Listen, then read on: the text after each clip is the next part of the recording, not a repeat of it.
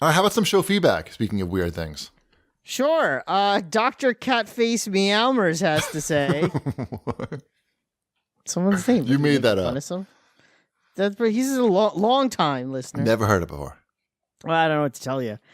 It'll be sad when Wombat finally gets approval that his house is Greyhound ready and finds out that they've all passed on from old age. Well, here's a quick Greyhound update. We got the fence installed yesterday. It looks very nice. It's a fence. My fence looks very nice. That's so controversial. I know, but we're not going to talk about it. Oh, you got to talk about it. Nope. Oh, why? You think this is going to be like Exhibit A in like small claims court? Mm-hmm. It could be, actually. It's probably a good idea not to talk about it. So, but my fence looks fine.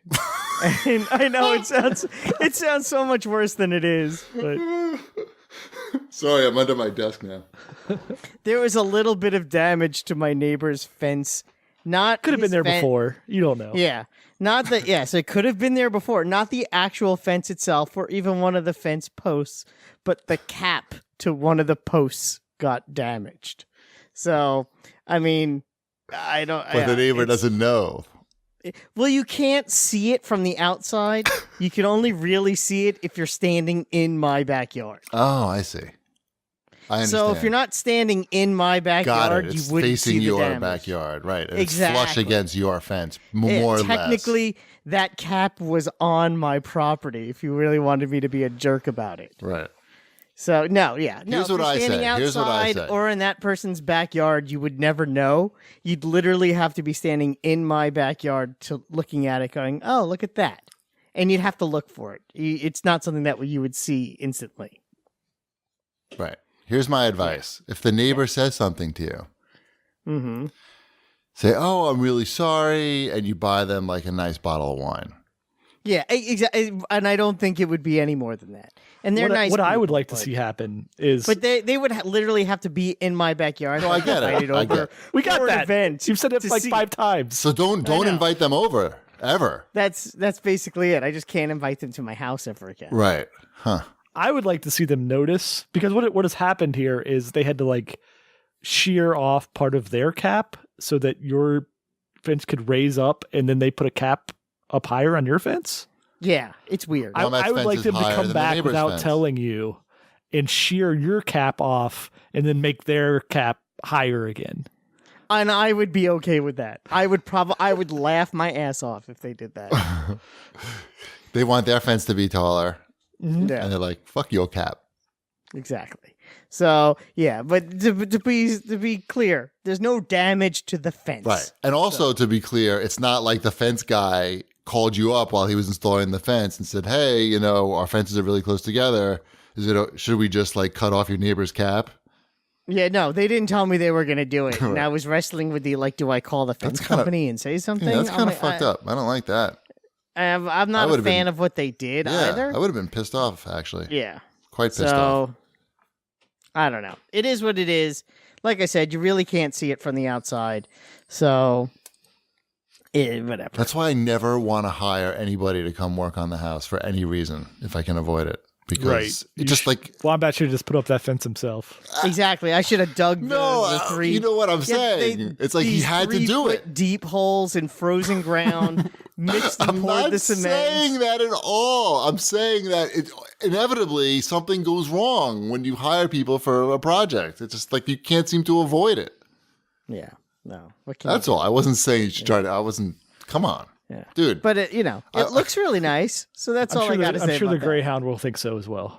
I'm sure the Greyhound will definitely think so. My wife already emailed the Greyhound people who already emailed us back saying that they're just waiting for the right Greyhound for my family. The biggest motherfucking Greyhound that we've ever seen. Although, according to my wife, in her last conversation with the lady that I was not a party to, they were looking at Spanish Galgo. So we'll see what happens. Those are slightly smaller. Alpha Greyhound. Alpha, yeah. I'll name him Humpy. Isn't that an Australian possum? No, that's just a possum. A galgo? A galgo. Galgos. They have very sad lives if they're not adopted. But we don't need to talk about sad Galgo stories. No, what else we have here at Show Feedback? Sure, these two are sort of related. So the Christmas has to say, in regards to games with progression and Shipwreck's issues with games like Apex.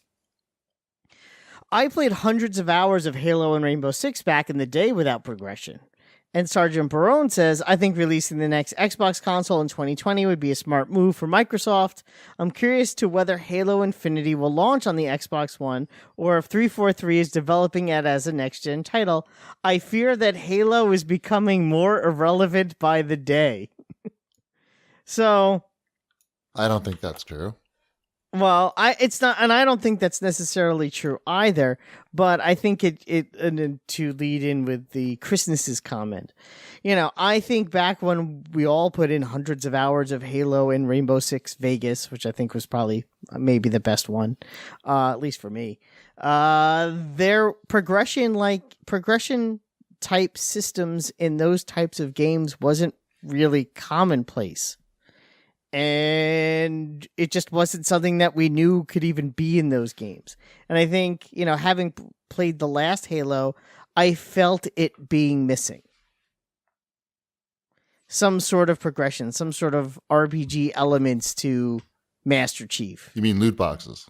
Not necessarily loot boxes, no. I mean more like an Odyssey style, Assassin's Creed Odyssey style type thing, or even I'm trying to think of other games that I played recently or like a Ghost Recon Wildlands type thing or even like a Diablo style thing where you're getting loot as you're playing the game. As the more you play, the more stuff you find for your character, whether it be weapons or helmets or whatever it might be. In dance moves in a Halo game for your character in the single player arena.